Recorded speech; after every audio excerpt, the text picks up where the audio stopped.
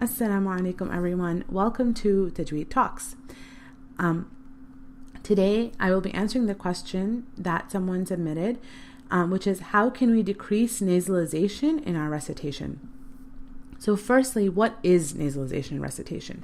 This is basically any extra nasal sound that you are creating while reciting other than the nasal sound that is required for noon, mim, and the ghunan.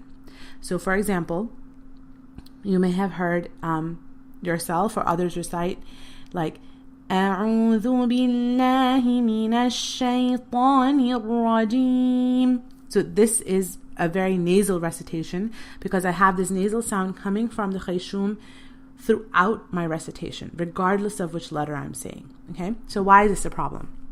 This is a problem because we know that only noon and mim are the letters that have the quality of ghunna, have a nasal quality, right? All the other letters do not have the sifa of ghunna. Therefore, when we have a nasal sound, a constant running nasal sound in our recitation, we are adding a sifa of ghunna to letters that do not have that sifa, okay? So that is why it's a mistake. Now, how can we fix this? Before we can fix it, we have to figure out whether we actually have this issue in our recitation.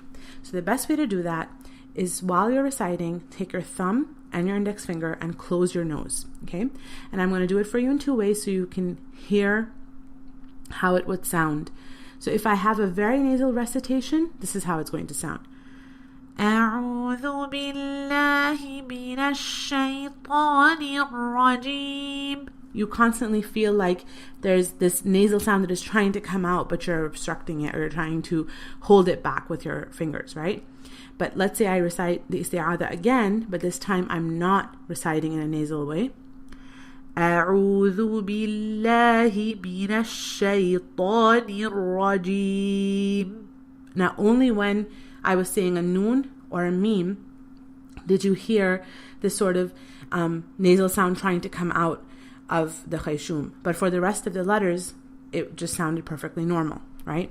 So if your recitation sounded more like the first recitation, then you know that you have an issue with making your recitation too nasally.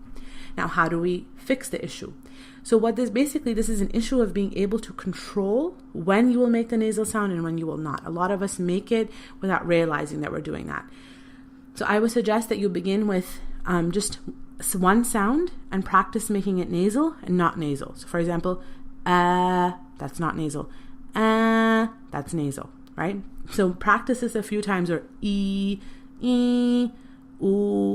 oo, and I'm having you do this just so that you can practice controlling the nasal sound, okay?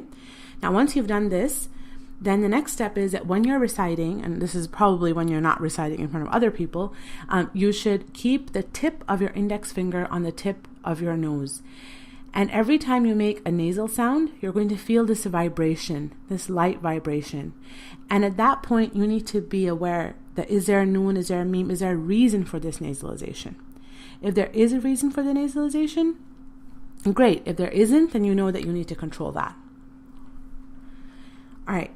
And another thing is that a lot of people feel like they're doing it all the time. Most of us are not doing it all the time. The mistake that we make most often, or the place where we make this mistake most often, is when we're saying words that have the letters mim and noon. So what ends up happening is we end up making the whole word nasally.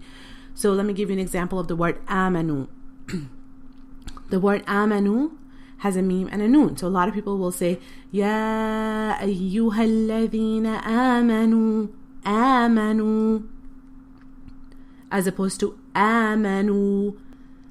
So these are the words where we have to really be careful. And so I'll say it for you in two ways. If I'm making a nasal and I close my nose, this is what it'll sound like. Amanu. But if I say it with only the nasalization being on the mim and the noon, it'll sound like this. Amanu,